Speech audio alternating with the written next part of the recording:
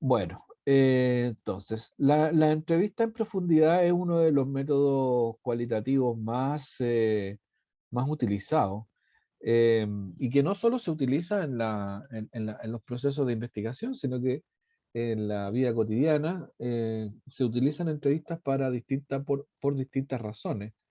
Las hay entrevistas que tienen que ver con marcos informativos, por ejemplo, del tipo periodístico.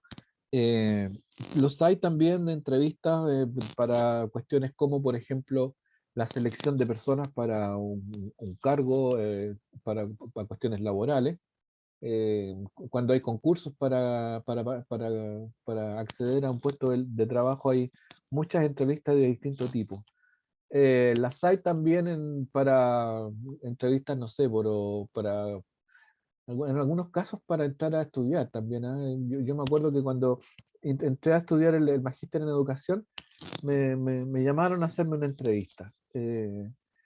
Bueno, y así, pues, la entrevista tiene múltiples derivaciones, múltiples usos, múltiples formas, pero todas apuntan a lo mismo y todas apuntan a lo central de esta forma de, de conocimiento. Yo, en todo caso, sí creo que es pertinente hacer una distinción. Una cosa es hacer una entrevista para conocer a una persona y otra cosa es hacer una entrevista para encontrar la percepción que esa persona tiene de otras cosas. Esa es una distinción que hay que hacerla.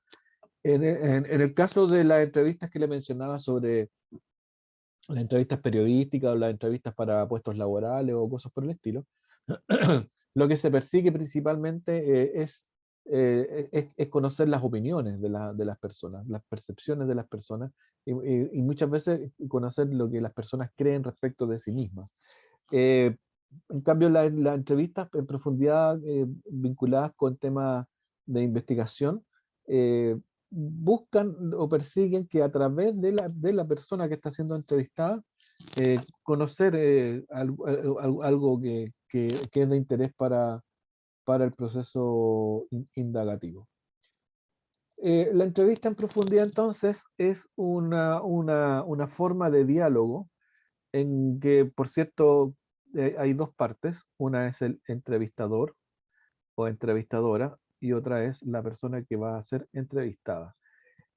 La entrevista es,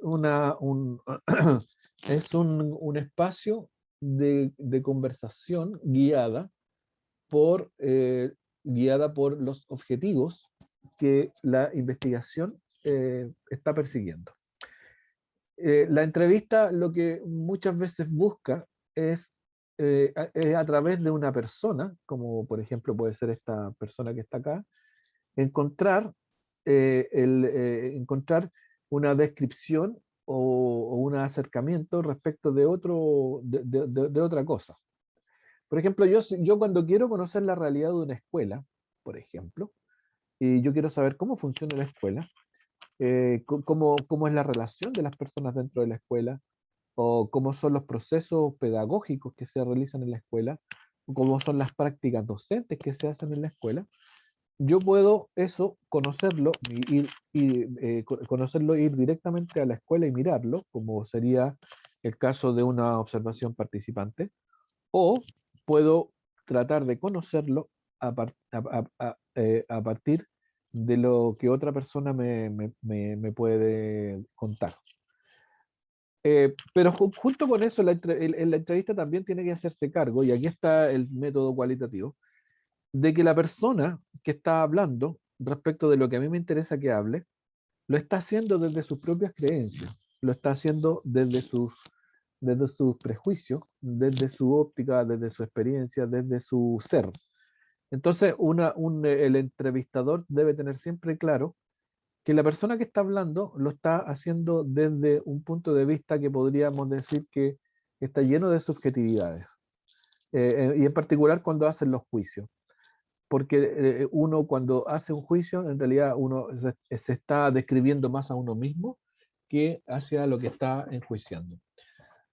Por lo tanto, el rol del entrevistador no es solo hacer que las personas hablen de algo, sino que también es interpretar lo que esas personas dicen a partir de lo que las propias personas son.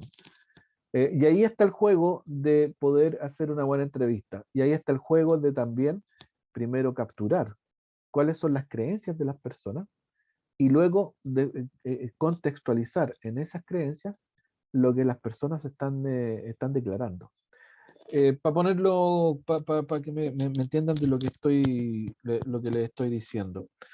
Uno puede encontrar una descripción de respecto de un fenómeno a partir de dos personas y puede encontrar descripciones o juicios valóricos respecto de lo que está ocurriendo que pueden ser completamente contradictorios. Eh, por ejemplo, podría ser respecto de la situación política en Chile, o digamos, el primer ejemplo que se me ocurre.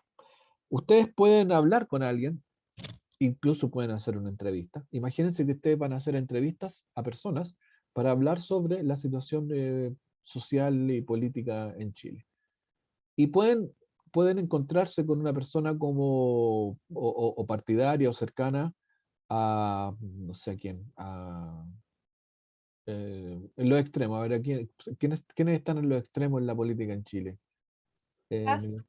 Por ejemplo, ya alguien que sea cercano a Kast, que tenga esa visión del mundo. Y puede, por otro lado, puede ser alguien que sea cercano, no sé, al Partido Comunista, a Jadwe o a la Camila Vallejo, o cualquier persona del Partido Comunista. Entonces, alguien que no conozca la historia de Jadwe, o sea, de Kast, o de la persona que está hablando desde la óptica de Kast, e incluso alguien que no conozca la situación chilena, puede hacer la entrevista.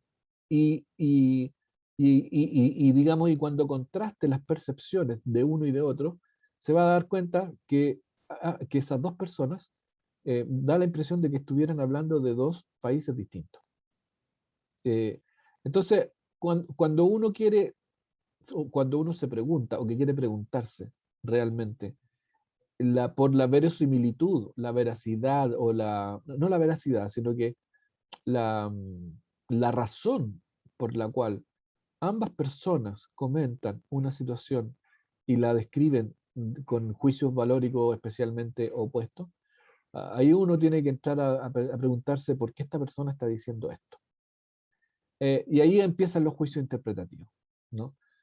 Ahí empieza uno a decir, bueno, esta persona señala todo lo que está diciendo porque esta persona tiene un esquema de creencias, de valores, un esquema de forma de entender el mundo, eh, que es A, y esta otra persona que me describe esto mismo de una manera diferente, tiene sus esquemas y sus creencias y su forma de percibir el mundo en el tipo B. Entonces, cuando uno logra descifrar eso, los dichos adquieren sentido. Eh, y no es que describan, y no es que describan algo, eh, como lo podríamos decir, erróneamente, sino que simplemente ven las cosas distintas. Entonces, la valoración del entrevistado por parte del entrevistador debe hacerse pensando o debe hacerse al servicio de una correcta interpretación de los dichos del entrevistador. Y en particular, por ejemplo, desde dónde arranca, desde qué emoción arranca. Uno puede hacer una descripción de algo desde la rabia o desde la esperanza. Y las formas que va a describir lo que está describiendo desde la rabia va a ser distintas a las formas que describe desde la esperanza. Son dos paradigmas distintos. Porque las formas de razonamiento respecto de lo que está ocurriendo dependen de la emoción que esa persona tenga cuando hace esa descripción. Eh, por ejemplo, a mí una vez me tocó entrevistar a una profesora en un colegio eh, y la profesora me mostró, según su relato, bueno, de entrada la profesora me pidió que no la grabara. Vamos a ver después que una de la herramienta, o sea, una de las técnicas de la entrevista es la grabación, el registro. Pero de entrada esta profesora me pidió que no la grabara. Y bueno, quien está haciendo la entrevista tiene que aceptar ese tipo de peticiones para que la persona que va a hablar se sienta cómoda, porque al final uno quiere que la persona hable. Y me dediqué solamente a tomar nota de las ideas que esta profesora me decía. Y esa fue la entrada. Y después me describió de una manera bastante sombría la, la relación que había entre los docentes de la escuela y el equipo directivo, y que era una relación casi de conflicto y de desconfianza. Y hablaba sobre su situación personal, que se sentía un poco, un poco menoscabada o un poco despreciada o un poco de todas esas cosas. Entonces, y otras personas me contaron una situación distinta, pero la validez del juicio de ella arrancaba desde una emoción, porque era el miedo. Porque al inicio, cuando la persona, esta profesora me pide que no la grabe, lo hace porque tenía miedo de que lo que ella pudiera decir le pudiera generar problemas de tipo laborales. Entonces, cuando uno está en la convivencia desde el miedo, la visión que tenga de las cosas es bastante, digamos, tiene ciertas características. Y que incluso en algunos casos puede ser que o puede generar conductas que sean un poco hasta agresivas. Entonces, lo que uno tiene que buscar en una entrevista en profundidad son estas cuestiones. El qué la persona dice, el por qué la persona declara lo que declara y para qué la persona algunas veces declara lo que declara. Y eso está en el laberinto de las concepciones personales, en el laberinto de lo que nos define a ustedes, a mí y a todos como personas. Eh, entonces, la entrevista en profundidad consiste en ingresar a ese laberinto y poder descifrarlo para, a partir de ese acto de empatía, si ustedes quieren, valorizar las declaraciones de las personas. Ese es el fundamento de una entrevista en profundidad, el fundamento, si ustedes quieren, epistemológico, el fundamento profundo, el fundamento ontológico, que es la razón del ser. La entrevista debe buscar eso. No busca solamente o no debe buscar solamente una descripción neutra, porque para descripciones neutras uno mejor hace una encuesta o una le pasa a una persona un papel con preguntas y que la persona escriba la respuesta. La entrevista en profundidad va más allá de eso, o debe ir más allá de eso. Debe ir a la búsqueda de las razones profundas y a la búsqueda de lo que genera el tipo de reflexión o el tipo de visión que tienen las personas respecto de lo que uno está estudiando. Porque a partir de eso uno puede comprender también, como por extensión, uno puede comprender a la organización, uno puede comprender las relaciones que hay en la organización, las relaciones de la subjetividad de la interrelación de las personas.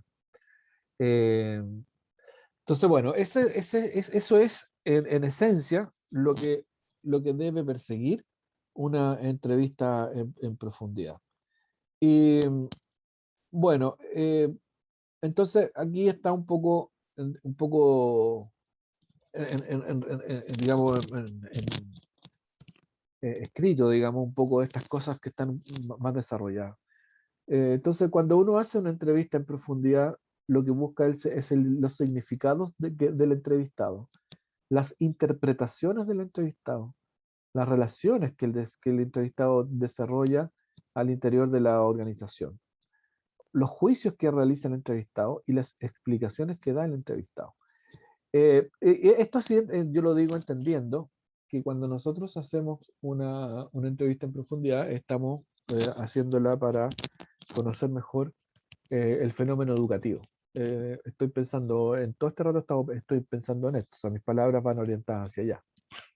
Y el fenómeno educativo que puede tener distintos planos. Uno puede, respecto al fenómeno educativo, hacer investigaciones tratando de responder distintos tipos de preguntas que van desde de lo que ocurre en el aula, con los procesos pedagógicos, con las prácticas docentes, o de lo que ocurre en la institución como un sistema social.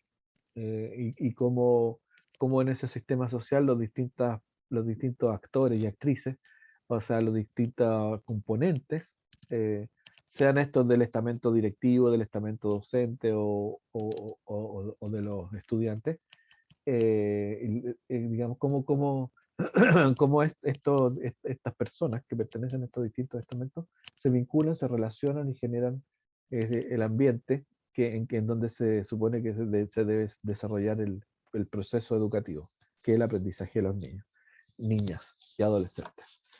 Entonces, yo cada vez que hablo respecto de las cosas que uno debe buscar en una entrevista, siempre tengo, en el fondo estoy pensando en el fenómeno educativo y en conocer la escuela, especialmente eso. Como una manera ¿cómo se llama? De, de impulsar en ustedes la necesidad de que cuando estén enfrentando su labor profesional, se pregunten en qué tipo de institución están, de entrada. Porque el saber, digamos, uno puede actuar mejor, y actuar mejor no me refiero a ser más eficiente, más eficaz en lo que uno hace, cuando conoce el lugar donde está. Uno puede desarrollar mejor sus tareas, y uno puede focalizar, uno puede mediar, uno puede adaptarse a las situaciones de las instituciones. Porque al final cada escuela es un mundo en sí mismo. Entonces uno tiene que aprender a conocer a la escuela. Y uno puede conocer a la escuela, entre otras cosas, a través de entrevistas. Que, por cierto, claro, yo le estoy dando acá una dimensión práctica, no es un proceso de investigación en forma. Pero los procesos de investigación nos dan herramientas, algunas herramientas y algunas pistas sobre cómo podemos conocer algo. Entonces, la entrevista en profundidad, entonces, como reitero, lo que persigue es la subjetividad. Lo que busca es la subjetividad del entrevistador. Por lo tanto, en la búsqueda de esta subjetividad, el entrevistado debe, o entrevistada, por cierto, debe estar lo suficientemente confortable como para que sus respuestas sean honestas. Eh, Honestas en el sentido no de que una respuesta, o sea, alguien puede dar una respuesta que sea honesta, eh, pero me refiero al tipo de honestidad que conecta a la persona con sus creencias de verdad. Porque uno puede dar respuestas que son honestas, pero son políticamente correctas. Uno puede dar respuestas que son respuestas estandarizadas o respuestas que no muestran, que son cosas casi como por cumplir y que no muestran realmente lo que las personas creen y son. Entonces uno lo que tiene que buscar es que las personas, él o la entrevistada, esté lo suficientemente confortable como para poder decir, hablar con propiedad desde su subjetividad. En el fondo, para ponerlo en chileno, es decir que las personas hablen desde la guata y no desde la cabeza. Y ahí estamos en la subjetividad. O sea, que la guata mande a la cabeza, que la cabeza ordene las ideas, pero que las ideas nazcan de la guata. Entonces, ahí estamos en la subjetividad y ahí la entrevista tiene sentido, desde la perspectiva de un estudio, y en particular desde una técnica cualitativa. Por lo tanto, el rol de quien hace la entrevista, como ustedes se estarán dando cuenta, es fundamental, es central. Entrevistar es un arte, no es una técnica. Tiene técnica, por cierto, pero el hacer buenas entrevistas es un arte que requiere de mucho manejo y de mucho conocer, eh, no sé cómo expresarlo, eh, de mucho oficio, ¿no? Para poder apretar, desapretar, para marcar ritmos, para poner inflexiones, para hacer que la persona que está siendo entrevistada, digamos, finalmente diga lo que tenga que decir. Ahora, la entrevista en profundidad, por cierto, tiene sus ventajas y tiene sus inconvenientes. Las ventajas tienen que ver principalmente con la cantidad de información que la persona puede entregar. Eh, También se pueden iniciar procesos indagativos por derroteros, o sea, por caminos que no estaban originalmente previstos. Es que esto es propio, por cierto, como le he dicho en varias oportunidades, esto es propio de los métodos cualitativos. Una entrevista puede ser flexible, puede ser diligente, o sea, puede hacerse como con facilidad, y también es económica. Ustedes pueden, o sea, lo que se necesita para hacer una entrevista no es mucho en realidad. Es un lugar tranquilo, eh, y una grabadora y un lápiz y un blog y nada, un blog de apuntes. Uno a través de la entrevista en profundidad puede acceder a información que no es trivial, es decir, que no es fácil de observar para alguien externo. Entonces, a través de un entrevistado yo puedo conocer cosas que con la sola observación eh, están ocultas. Eh, bueno, y también aquí se da un espacio de intimidad y de comodidad, que la hace preferible a otros métodos, ¿no? Por ejemplo, a la observación participante. La observación participante es un método más bien invasivo, especialmente cuando uno hace el papel de completo observador, porque uno va a invadir el espacio de otras personas que son parte del grupo que uno está tratando de observar.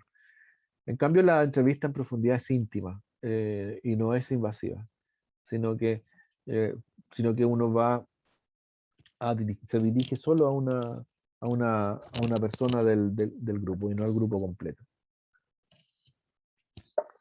Y los inconvenientes es el tiempo. La entrevista en profundidad deben tener un tiempo que es más bien acotado. O sea, una entrevista no puede durar más allá de una hora, creo yo. Porque después de ese tiempo ya normalmente lo que ocurre es que se produce cansancio y las personas empiezan a repetir los argumentos. Y cuando parte del oficio es darse cuenta de que cuando alguien comienza a repetir los argumentos es que ya se agotó la conversación y más vale en ese minuto ponerle término. Problemas potenciales que pueden haber en términos de la reactividad, o sea, de las reacciones. Hay personas que frente a algunos temas o preguntas reaccionan mal. La confiabilidad de la respuesta también es un problema. O sea, alguien puede estar diciendo cosas que no son las que cree. Y la validez, porque como son juicios subjetivos, uno tiene que tener claro, por cierto, que lo que me está diciendo alguien no es la verdad absoluta, sino que es una verdad. Y por lo tanto es parte de lo que la persona cree, no necesariamente es lo que es. Bueno, en la entrevista no hay observación directa, no hay observación participativa. O sea, el entrevistado es un medio, es un mediador entre el investigador y lo que está investigando. O sea,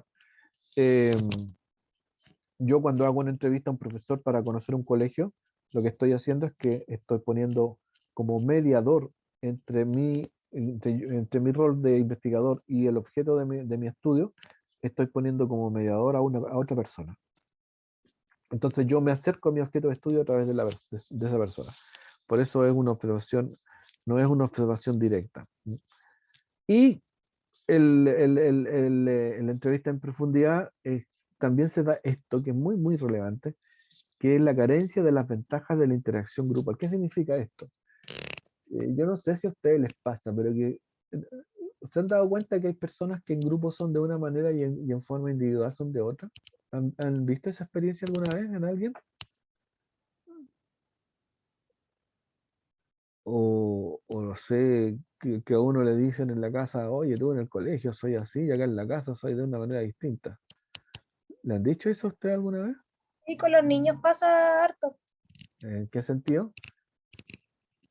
Con los niños pequeños me pasaba que a mí me decían en el jardín que era muy tranquila y en la casa era como me movía más. Y Ah, con mi hermano me pasaba que mi hermano acá en la casa era muy tranquilo, pero en el jardín era muy inquieto. perfecto. Y tú, tu forma de actuar en la casa con respecto a la universidad, cuando está en presencialidad, por cierto, difiere mucho, ¿no?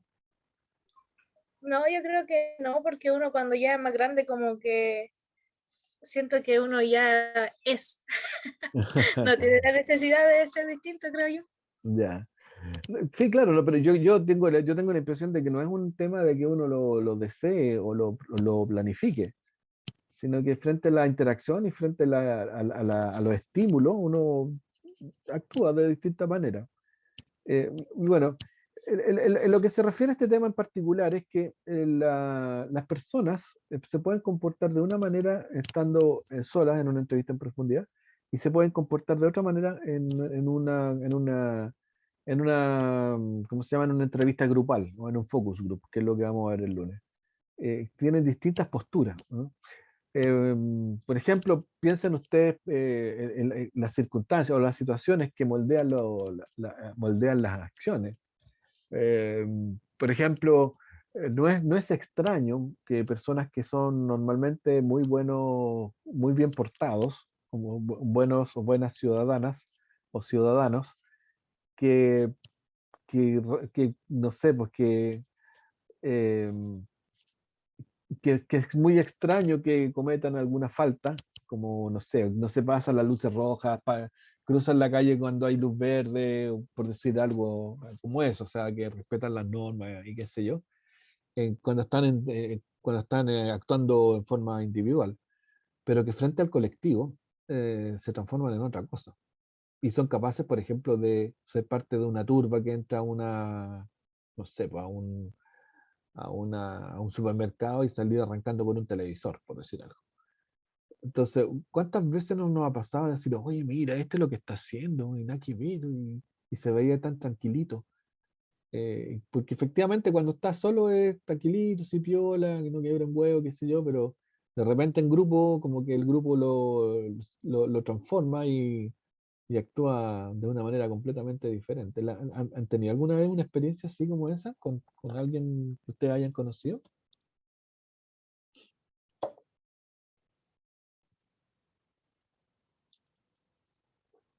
En el fútbol, por ejemplo, los que alguna vez yo jugaba harto fútbol, que tenía amigos que eran fuera de la cancha, eran súper tranquilos, tranquilos, amables, qué sé yo, pero cuando entraban a la cancha eran unas bestias y que prácticamente daba la impresión de que estaban jugando la final de la Copa Mundial, por la forma en que enfrentaban, con la pasión con que enfrentaban el tema y se enojaban y podían incluso hasta llegar a pelearse con alguien.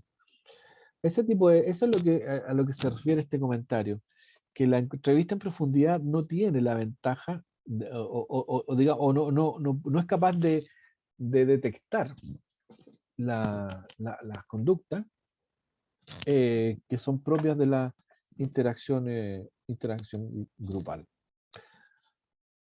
Bueno, entonces, toda entrevista es un proceso. Y cuando digo un proceso me refiero a que tiene como etapas. La primera etapa en cualquier entrevista es la generación de la confianza.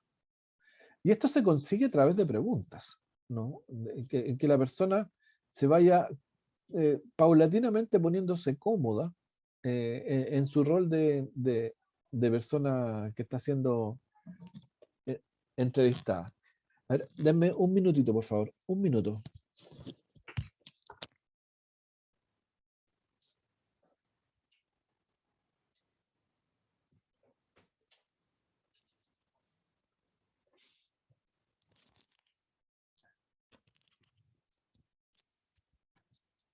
Ya, volví. Entonces lo que les decía es que el proceso de la entrevista nace con este momento inicial, que pueden ser 5 o 10 minutos, en donde se generan los lazos de confianza y de comodidad. Es decir, cuando uno parte la entrevista, uno tiene que hacer preguntas que para las personas sean fáciles de responder. Preguntas típicas, como por ejemplo, supongamos que estamos entrevistando a, a un profesor o profesora de una escuela. Las preguntas típicas son dónde estudió, cuánto tiempo lleva trabajando acá, qué sé yo, cómo eran sus trabajos anteriores, o sea, que una persona hable de sí misma, pero preguntas que no son, como podríamos decirla, que no son preguntas conflictivas.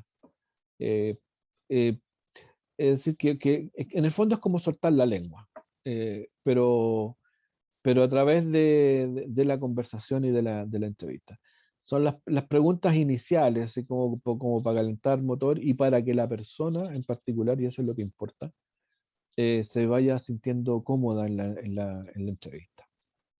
No partir de una con los temas, sino que ir como preparando el camino para llegar a las cosas que importan o que le importan a la investigación en particular. Después de eso viene la obtención de la información propiamente tal. Ahí viene el lanzamiento de las preguntas que son parte del guión que uno debe preparar para una entrevista.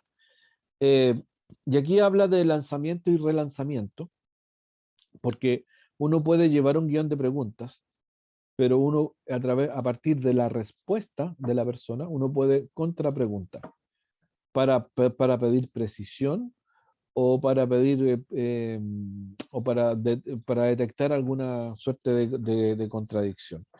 Eh, el guión de preguntas de una entrevista siempre es un guión tentativo. O sea, uno dice, voy a partir con este tipo de preguntas o que versen sobre estos temas.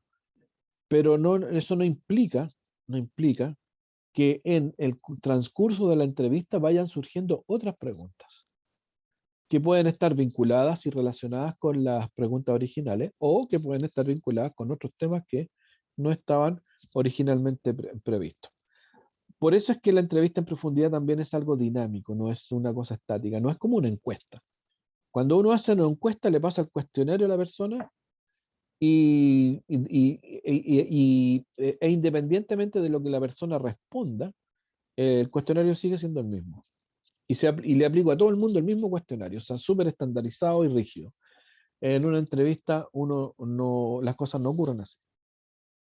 O sea, o no deberían ocurrir así. O sea, hay personas que entrevistan de esa manera, pero eso yo no lo denominaría una entrevista en profundidad, sino que simplemente es una encuesta verbal.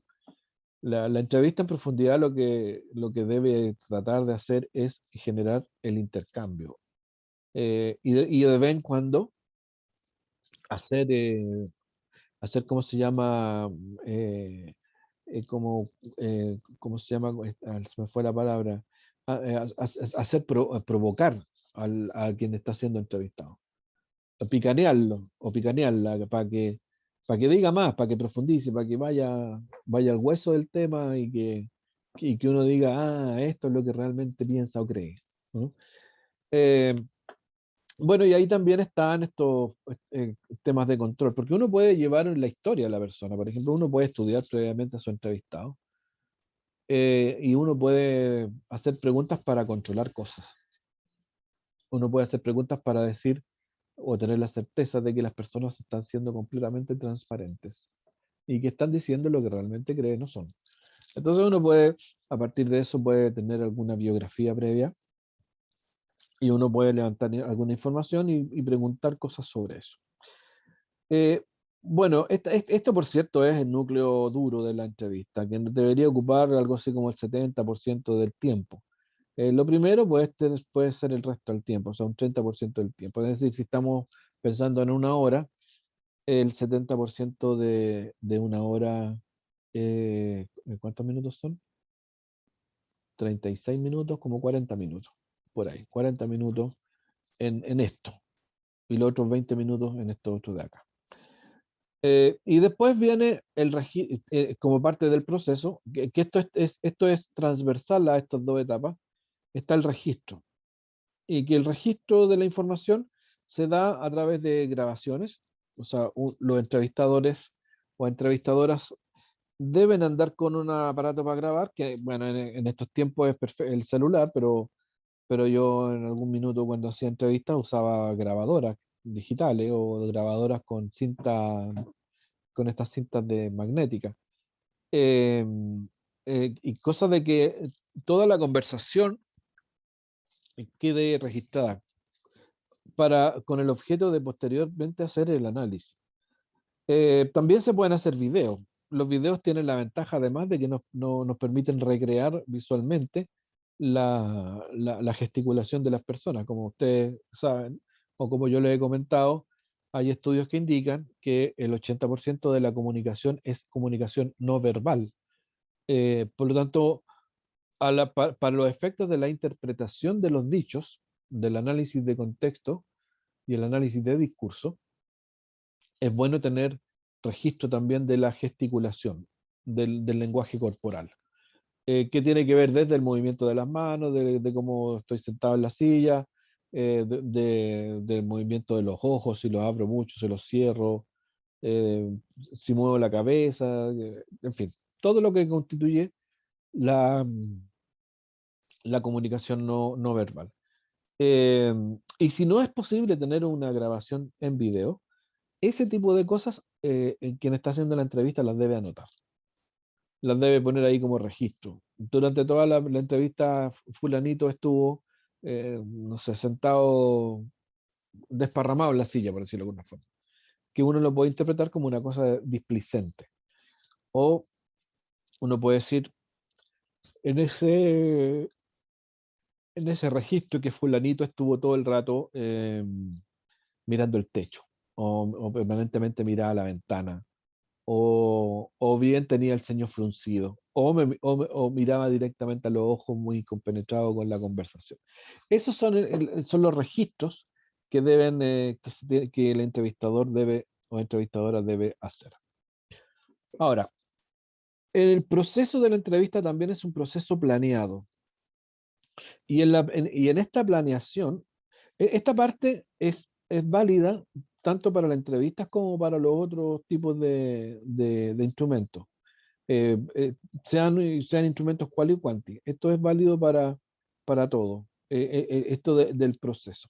O sea, yo lo planteo acá en la entrevista, pero uno aquí puede perfectamente entender en la encuesta, o en el focus, o en la observación participante. Uno lo puede entender perfectamente porque esto es válido para todo. Entonces, la entrevista es un proceso que nace con la definición de los objetivos de la investigación. A partir de los objetivos, y aquí estamos hablando de los objetivos específicos de la investigación, a partir de los objetivos específicos, uno puede obtener lo que se denominan las dimensiones de análisis. ¿Y qué es una dimensión de análisis? Una dimensión es un aspecto de un objetivo en particular. Por ejemplo, yo puedo tener como objetivo específico conocer la percepción que tienen los estudiantes respecto de sus profesores en la carrera. Ese puede ser mi objetivo específico, conocer la percepción que tienen los estudiantes respecto de sus profesores. Entonces, uno puede, ese tema o ese objetivo lo puede enfrentar de distintos ángulos. Por ejemplo, uno puede preguntar la percepción respecto de los profesores desde la perspectiva de su expertise profesional como docente. Entonces uno puede hacer ahí una serie de preguntas que tengan que ver con ese ámbito, si es competente o no es competente para la docencia. O uno lo puede también enfocar desde las herramientas didácticas. Eh, eh, Uno lo puede enfocar desde las prácticas docentes, o uno lo puede enfocar también desde la cercanía o no, o sea, desde las habilidades blandas del o la docente. Entonces, es estos aspectos que son parte de lo que estamos investigando, que se describe a través de ese objetivo, es lo que se denomina las dimensiones. Y uno hace preguntas en función de las dimensiones, no de los objetivos. Entonces yo puedo definir, insisto con el tema de la percepción que tienen los estudiantes respecto a sus profesores, yo puedo hacer preguntas que me ayuden a entender la percepción de los estudiantes sobre los profesores referidas a su práctica docente. O puedo hacer preguntas que me ayuden a entender la percepción que los estudiantes tienen de sus profesores referidas a sus habilidades blandas o referidas a, no sé, pues, el cumplimiento de normas administrativas, por ejemplo. O sea, ahí uno puede preguntarle, el profesor normalmente llega a la hora, es puntual para el inicio de la clase, el profesor normalmente, o como afirmación uno puede decir, bueno, el profesor, eh, pero está pensando en una entrevista, uno puede decir, a ver, al entrevistado le puede decir, a ver, ¿cuál es tu opinión respecto de, o cuál es tu percepción respecto de el cumplimiento de normas administrativas del profesor al interior o en el ejercicio de la docencia? Eh, y uno puede abrir la cosa norma administrativa, puede abrir respecto del registro de notas, respecto de el respeto por las fechas, eh, la entrega de calificaciones que sean en un tiempo prudente, respecto de la puntualidad, respecto de la duración de la clase, todas esas cosas que son o que tienen una dimensión administrativa y que uno lo puede definir así para la comprensión respecto de cómo los estudiantes ven a sus profesores. Entonces uno hace estas dimensiones y a partir de las dimensiones nacen las preguntas. Y luego que uno tiene las preguntas, por cierto, las aplica, obtiene respuesta y analiza los datos. Analiza los datos. Eh, entonces, el guión de la entrevista parte con la caracterización del entrevistado. Después tenemos las preguntas generales, contrapreguntas y preguntas específicas. Aquí tenemos un guión de una entrevista más o menos estructurada en el guión. Como les decía, uno puede tener un guión de preguntas donde se generan respuestas y estas respuestas generan una pregunta o lo que se denomina una contrapregunta. Bueno, lo que uno busca es el significado profundo de su entrevistado respecto de comportamientos, vivencias, experiencias, percepciones y juicios. Acá tenemos las dimensiones de análisis, que son estas agrupaciones de ideas fuerzas que se requieren relevar para conseguir los resultados de la investigación. Son los que están en directa relación con los objetivos, ¿no? Por ejemplo, aquí estábamos lo que estábamos hablando. El objetivo puede ser la percepción de los estudiantes respecto del profesor o profesora en el aula. Una dimensión puede ser el manejo de herramientas metodológicas. Otra dimensión, los grados de seguridad del personal docente. Y otra, la valoración de los estudiantes respecto de su experiencia en el aula. O sea, acá tenemos tres dimensiones que apuntan a un objetivo, que es obtener la percepción de los estudiantes. Por ejemplo, acá hay un ejemplo. Aquí el objetivo específico es determinar qué significa para los estudiantes que una clase sea entretenida. Entonces, lo que queremos hacer con este objetivo es encontrar esa percepción. Cuando los estudiantes creen que una clase sea entretenida. Respecto de tres puntos de vista.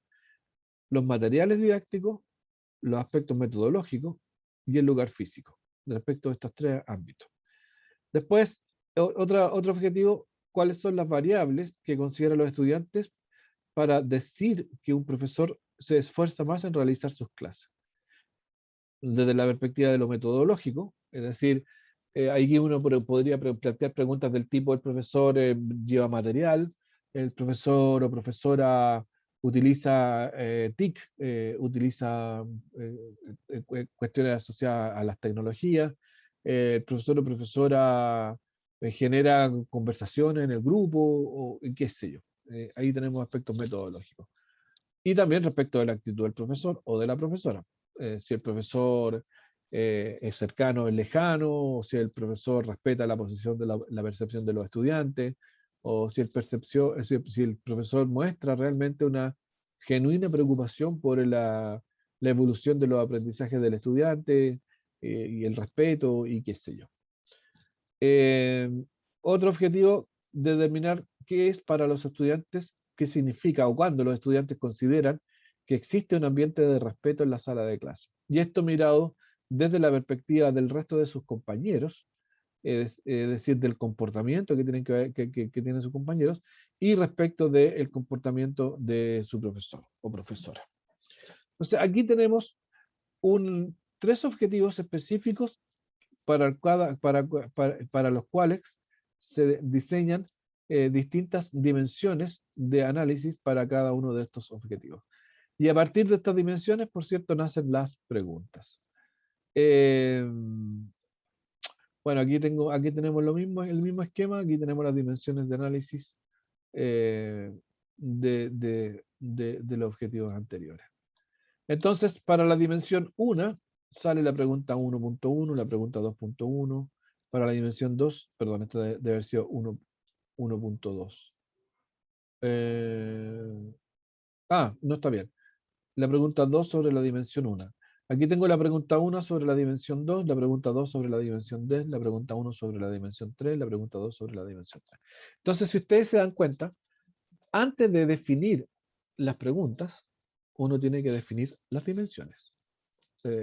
El objetivo normalmente no ataca el detalle del instrumento.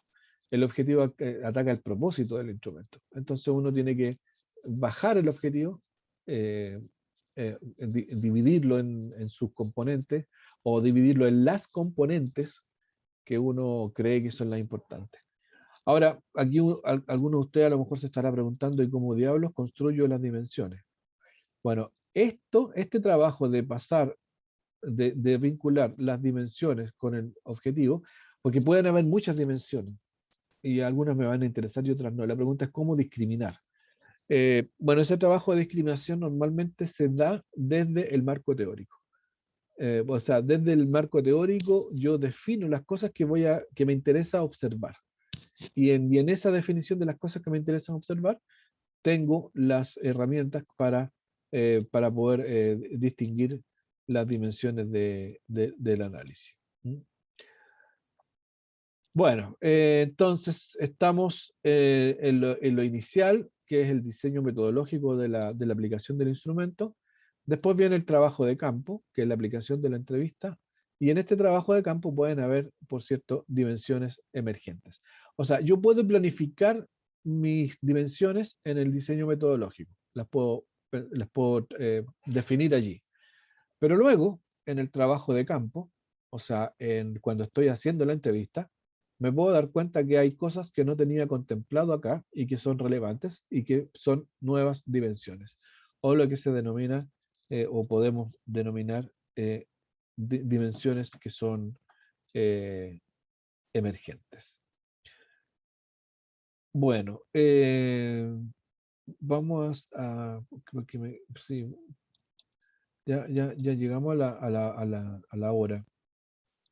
Entonces, la idea central, la idea fuerza de una entrevista en profundidad es que, por una parte, es una técnica, es una herramienta metodológica para poder encontrar y capturar información a través de personas, en donde lo importante es, o donde lo relevante es hacer que las personas efectivamente declaren lo que realmente creen y piensan, en donde el entrevistador debe tener siempre cuidado de conocer bien a las personas para poder hacer un buen juicio respecto de lo que las personas están señalando.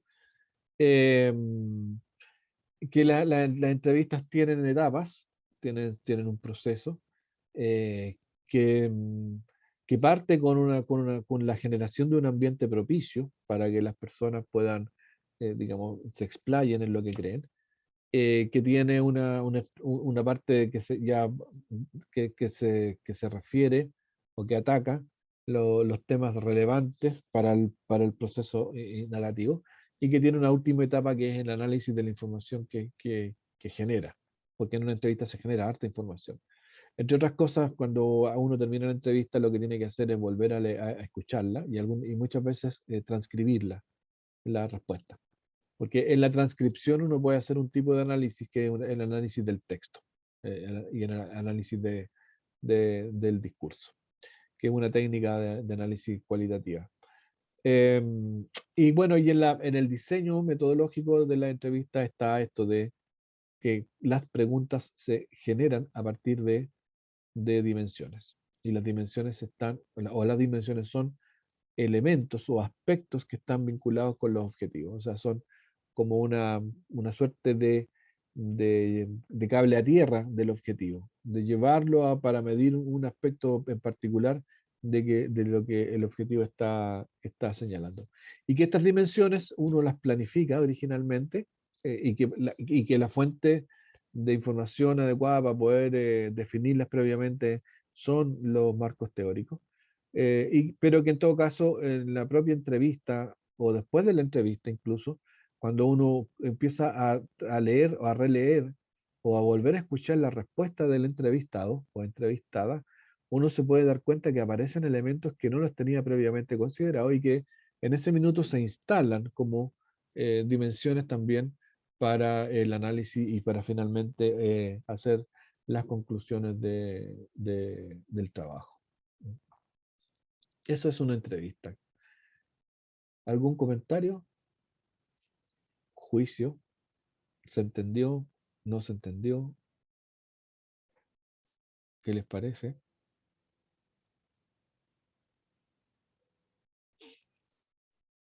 ¿Han hecho Sí, sí, alguna vez, entendió, profe. ¿Han hecho alguna vez una entrevista? ¿O han sido entrevistados o entrevistadas?